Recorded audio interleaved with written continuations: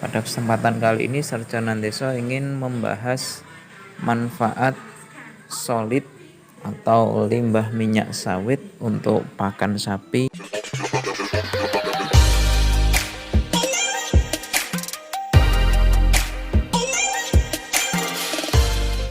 Halo Sobat Ngarit, ketemu lagi dengan Sarjana Deso. Pada kesempatan kali ini Sarjana Deso ingin membahas manfaat solid atau limbah minyak sawit untuk pakan sapi ataupun untuk pakan ternak lainnya ya. Di kesempatan kali ini Sarjana Deso sudah mencari beberapa info seputar solid dan akhirnya saya memutuskan untuk mengambil referensi dari website milik Kementerian Pertanian Republik Indonesia ya, atau berdasarkan website milik Kementan atau di sini dijelaskan bahwa solid ini adalah limbah minyak sawit yang bisa dimanfaatkan untuk pakan sapi ataupun domba. Solid sawit atau di dalam bahasa Jawa sering disebut dengan blondo sawit mempunyai tekstur yang lunak seperti ampas tahu, berwarna coklat, berbau asam dan manis. Solid sawit mengandung minyak CPO 1,5% sehingga dalam udara terbuka mudah menjadi tengik dan bila dibiarkan 2-3 hari akan muncul jamur dan jamur tersebut diidentifikasi sebagai Monilia sp dan Candida sp dan tidak berbahaya. Artinya di sini teman-teman ketika teman-teman membeli solid sawit dan teman-teman belum sempat mengolahnya sampai mungkin 3 hari sampai 1 minggu kemudian timbul jamur, itu tidak masalah teman-teman, karena jamur tersebut bukanlah jamur yang berbahaya untuk ternak. Jadi tetap saja silahkan diberikan ke ternak berdasarkan referensi yang ini ya, berdasarkan referensi di website pertanian Kementan RI, ini masih aman, masih boleh diberikan. Oke, saya teruskan membaca artikel ini. Jadi solid sawit dapat diberikan dalam bentuk segar maupun dalam bentuk blok yang diberi nama roti solid.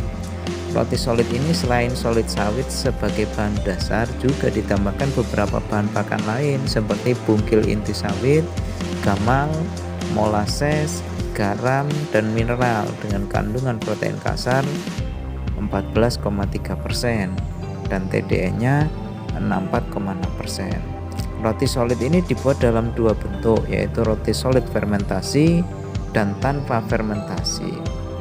Artinya teman-teman ketika membuat roti solid ini boleh difermentasi dulu atau setelah dicampur dengan bahan-bahan yang tadi disebutkan seperti molases, kemudian garam dan lain sebagainya, bahan-bahan tadi bisa langsung diberikan ke ternak ya teman-teman.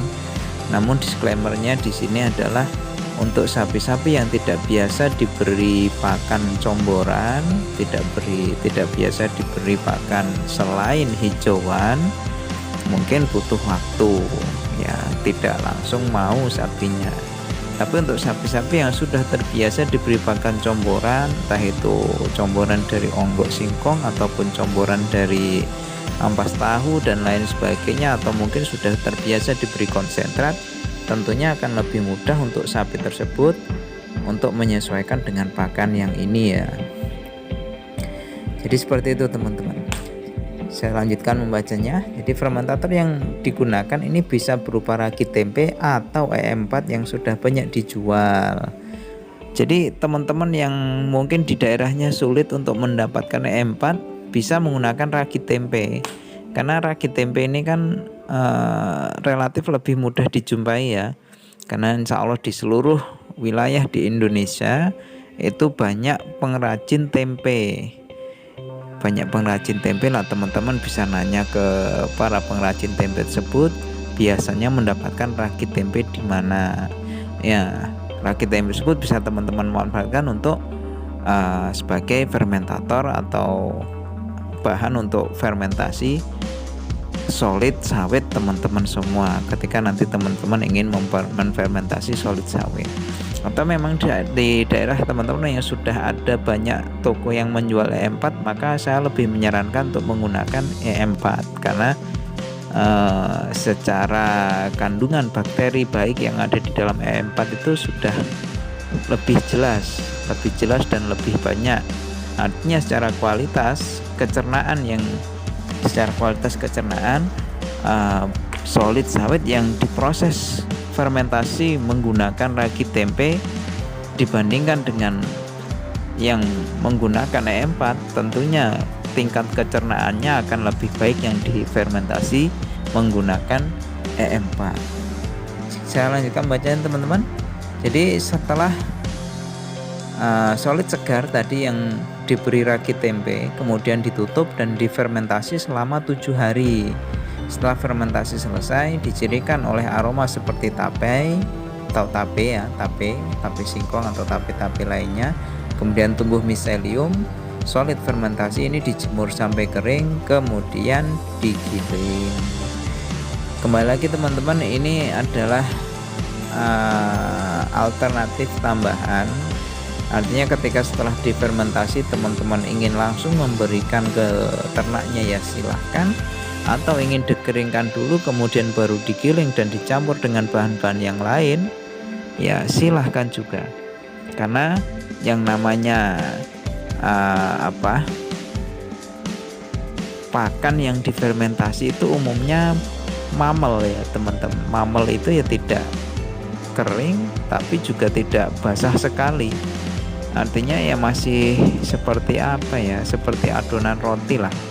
Seperti adonan roti yang baru diuleni itu ya kurang lebih seperti itu, bisa disebut mamel. Jadi ya nggak kering tapi juga tidak basah sekali maksudnya. Jadi ya silahkan kalau memang ingin dikeringkan dulu kemudian digiling agar lebih lembut ya silahkan. Itu tergantung kembali ke selera teman-teman semua, apakah mau langsung diberikan ke ternak atau ingin dikeringkan dan digiling dulu ya silahkan. Itu kembali ke selera teman-teman masing-masing. Kemudian saya lanjutkan membacanya ya. Untuk pemanfaatan roti solid fermentasi maupun yang mampu meningkatkan pertambahan bobot badan untuk domba kurang lebih 0,08 ekor per hari. Artinya kurang dari 1 on teman-teman. Roti solid ini telah dikembangkan oleh perusahaan kelapa sawit dan kelompok ternak di Kalimantan Tengah. Selain itu untuk pakan domba, roti solid ini juga dapat diberikan pada sapi ya. Jadi baik sapi ataupun domba bisa teman-teman. Pemanfaatan solid sawit untuk pakan sapi dapat meningkatkan pertambahan bobot badan sapi PO sebanyak 0,77 kg per ekor. Artinya untuk sapi itu kemungkinan bobotnya bisa naik antara 7 on lebih ya, 7 on sampai mungkin maksimal 1 kilo per ekor per hari. Jadi dengan adanya roti sawit ini bisa mengurangi biaya pakan. Kemudian selain itu juga tidak menimbulkan efek negatif. Sebab itu solid sawit ini mempunyai potensi besar sebagai sumber pakan ternak. Oke. Jadi itulah tadi artikel dari Kementan atau Kementerian Pertanian RI. Teman-teman nanti bisa mengakses linknya di kolom deskripsi ya. Nanti ini linknya akan saya sertakan di kolom deskripsi. Di deskripsi video ini teman-teman kalau ingin membaca secara lengkap silahkan nanti klik link yang ada di situ.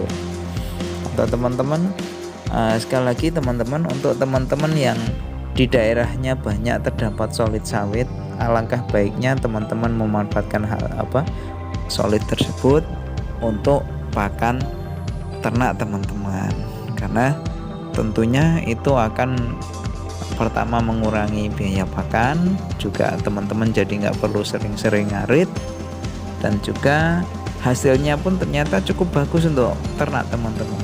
Jadi saya lebih menyarankan teman-teman untuk menggunakan solid sawit tersebut. Apalagi jika daerah teman-teman itu ada bahan-bahan yang lain seperti onggo, kemudian ada bungkil sawit, ada dedak padi dan lain sebagainya, silahkan dicampur silahkan diolah sedemikian rupa sehingga bisa menjadi comboran yang semi konsentrat. Oke, demikian teman-teman sharing video pada kesempatan kali ini. Semoga video ini bermanfaat. Saya cukupkan sekian ya.